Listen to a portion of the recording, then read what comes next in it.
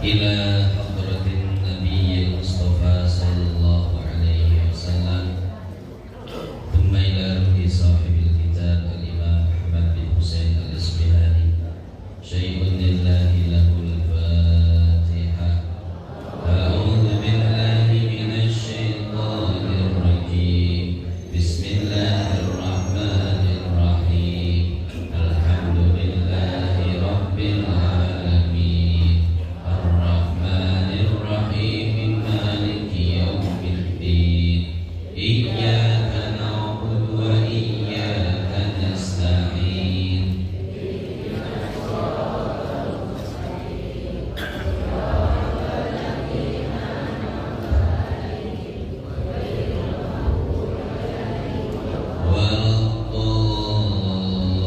والضالين آمين.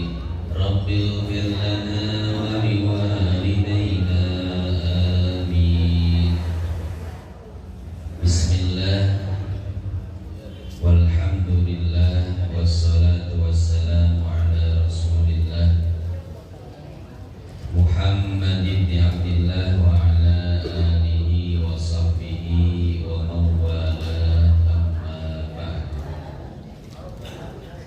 قال تعالى: قالوا سبحانك لا علم لنا إلا ما علمتنا إنك أنت العليم الحكيم.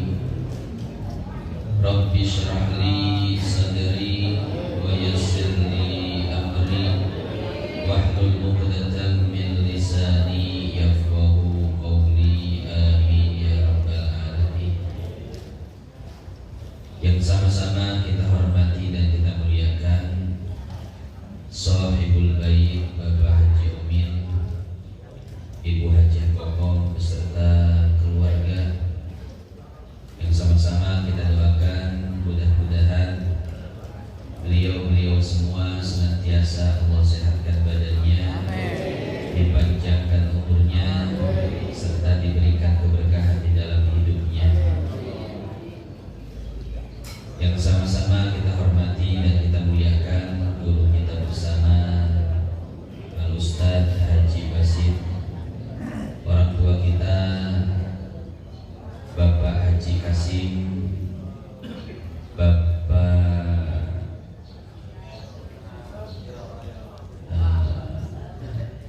Haji Nisan, dan orang tua yang lainnya yang mohon maaf tidak bisa disebutkan satu persatu namanya, namun tidak mengurangi rasa hormat dan takzim saya kepada beliau semua. Mudah-mudahan dengan berkumpulnya kita di pagi yang mulia ini senantiasa Allah ampuni dosa-dosa kita, dimudahkan segala urusan kita, baik urusan dunia maupun urusan akhirat. Amin ya Allah ya Rabbal alamin. Hadirin hadirat yang dimuliakan Allah, hari ini adalah hari Sabtu tanggal 25 Juni tahun 2022. Itu tanggal Masehinya. Tanggal Hijriahnya kira-kira sudah tanggal berapa ini? Sama ya. Masehinya 25 Juni, Hijriahnya 25 Dzulqa'dah. Artinya apa? Artinya tinggal sebentar lagi, kurang lebih 2 minggu lagi kita akan merayakan Hari Raya Idul Adha. Jadi ini hari Sabtu, Sabtu depannya, dan depannya lagi 2 minggu lagi ya Bapak Ibu, kita akan merayakan Idul Adha. Yang sedang di Mekah fokusnya haji, dan yang selain di Mekah fokusnya kurban. Ini berbicara masalah haji, kita semua tahu bahwasanya haji itu hukumnya wajib. Allah Subhanahu wa taala berfirman, "Walillahi 'alan nasi hijjul baiti man istata'a dan wajib karena Allah bagi manusia untuk menunaikan ibadah haji. Bagi siapa? Yaitu bagi orang-orang yang mampu. Jadi kalau nggak mampu, tidak diwajibkan untuk berangkat haji, Bapak Ibu. Jangankan berangkatnya, untuk menabung atau mengumpulkan uang untuk haji pun tidak wajib. Bapak Ibu belum punya uang untuk daftar haji, apakah wajib menabung? Tidak wajib, ya. Jangankan untuk berangkatnya, kalau tidak mampu menabungnya pun tidak wajib. Artinya apa? Artinya di sini kita jangan sampai memaksakan diri untuk berangkat haji. Walaupun boleh, ibu memaksakan diri untuk berangkat haji boleh, menabung untuk haji boleh, tapi tidak wajib. Dan alangkah baiknya untuk tidak memaksakan diri. Kenapa? Karena kalau memaksakan diri, mudaratnya banyak. Salah satunya adalah haji macet. Di kita haji harus nunggu berapa tahun? Ada yang nunggu 19 tahun, 23 tahun.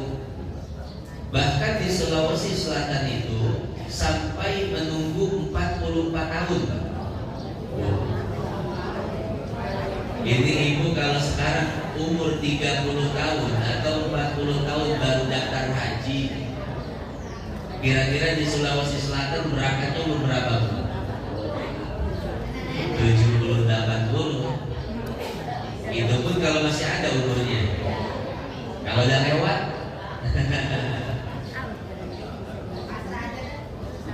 pertanyaannya, Bapak Ibu, kenapa kok di kita itu haji bisa sampai ngantri puluhan tahun? Ayo, apa sebabnya? Sebabnya adalah karena orang memaksakan untuk haji. Belum wajib haji sudah daftar. Sekarang gampang. Orang baru punya duit 5 juta udah bisa dapat kursi haji. Bagaimana caranya? Ada dana talangan dari bank syariah. Ibu bapak baru punya uang 5 juta, maka harus untuk dapat kursi haji itu harus menyetor sebanyak 25 juta. Berarti kurang berapa duit Bapak? Kurang 20 juta. Kemudian Bapak Ibu datang ke bank syariah mengajukan dana talangan haji. Nanti ditalangin dulu sama bank syariah 20 juta. Akhirnya ibu bisa daftar tuh Bapak Ibu. Daftar ke Kemenak, menyetorkan uang sebanyak 25 juta, dapat kursi. Ya. Kemudian bagaimana dengan pinjaman di bank syariah 20 juta? Di bank syariah ini minjam 20 juta, kembalikannya juga 20 juta ya. Ini enggak ada unsur riba. Kan kalau minjam 20 juta dikembalikan lebih dari 20 juta itu riba. Tapi di bank syariah ini minjam 20 juta dikembalikan 20 juta, tidak ada tambahannya, jadi tidak ada riba. Tapi masalahnya ada biaya administrasinya. Ini yang menjadi berbeda pendapat ulama. Ada yang mengatakan dana talangan itu haram karena ada biaya administrasinya, dan ada yang mengatakan halal, boleh, tidak jadi masalah sekalipun ada biaya administrasinya. Dan fatwa MUI, ini kita umumnya ikut MUI ya. Fatwa MUI mengatakan dana talangan haji diperbolehkan. Itu secara hukum. Tapi pada kesempatan kali ini kita tidak berbicara hukum Bapak Ibu. Kita berbicara akibat. Coba bayangkan orang baru punya uang 5 juta, karena ada dana talangan haji, itu bisa daftar apa? Haji, dapat kuota haji. Orang punya duit 5 juta, 3 juta, akhirnya udah daftar semua. akibatnya Bapak Ibu?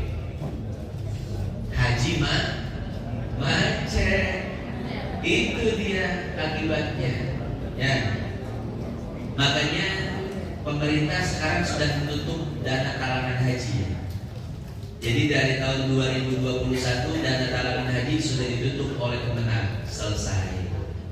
Jadi insya Allah sekarang antrian haji gak bakal bertambah lagi, gak bakal bertambah lagi durasi atau waktu menunggunya, karena dana talangan haji sudah dihilangkan. Nah hadirin sekalian yang dimuliakan Allah, itu akibatnya orang belum wajib haji tapi sudah daftar haji jadi macet. Makanya Bapak Ibu jangan memaksakan diri. Jadi kalau Bapak Ibu diberikan kemampuan oleh Allah untuk berangkat haji, daftar. Tapi kalau seandainya belum diberikan kemampuan, banyak-banyak doa. Pak Ustaz, ada nggak amalannya? Amalan yang walaupun kita tidak pergi haji, tapi kita bisa mendapatkan pahala haji dan pahala umroh. Ada Bapak Ibu. Hadis riwayat Imam Tirmidzi, Tabrani dan lain sebagainya. Apa kata Nabi? Man shallal fajr fi jama'atin. Siapa orang yang sholat subuh berjamaah. Nah ini sepertinya lebih mengarah kepada laki-laki, bapak-bapak. Kalau ibu suka sholat subuh berjamaah nggak di rumah? Ya, masing-masing ya. Tapi bisa juga ibu jamaah sama anak. Ya, ini kadang ibu-ibu tuh sholatnya masing-masing sih. Anaknya sholat sendiri, ibu sendiri. Ya, bangunin bu, ajak sholat jamaah. Kata Nabi, siapa orang yang sholat subuh jamaah, summa yajlis, kemudian setelah sholat subuh tidak kemana-mana, tapi duduk di tempat, yadkurullaha ta'ala, berzikir kepada Allah. Jadi zikirnya apa saja ya, bebas. Mau baca Quran, mau zikir yang lainnya, banyak-banyak sholawat, terserah. Hatta tatlu asyamsu, sampai terbit matahari. Jadi jarak dari masuk waktu subuh sampai dengan terbit matahari biasanya 1 jam 15 menit Bapak Ibu. Tapi sebagian ulama falak ada yang mengatakan 1 jam 10 menit. Jadi dari waktu subuh, masuk waktu subuh sampai terbit matahari itu 1 jam 15 menit. Coba itu. Makanya kalau misalkan lagi hujan, lagi mendung, wah ini kok matahari nggak kelihatan, patokannya itu dilihat awal waktu subuh, kemudian ditambah 1 jam 15 menit, itu waktu terbit matahari. Ini sama seperti waktu maghrib dan waktu isya. Awal waktu maghrib dan awal waktu isya jaraknya 1 jam 15 menit atau 1 jam 10 menit. Kemudian berzikir setelah sholat apa? Subuh sampai dengan terbit matahari. Nah, ketika terbit matahari ini tunggu waktu 16 menit Bapak Ibu. Jangan dulu langsung sholat ya. Karena diharamkan ketika terbit matahari langsung sholat sunnah mutlak, haram. Sampai kapan? Sampai matahari itu setinggi tombak. Setinggi tombak ketika dikonversikan ke menit itu sama dengan 16 menit. Jadi dari terbit matahari ini namanya waktu syuruk, waktu terbit. Itu tunggu selama 16 menit. Ya.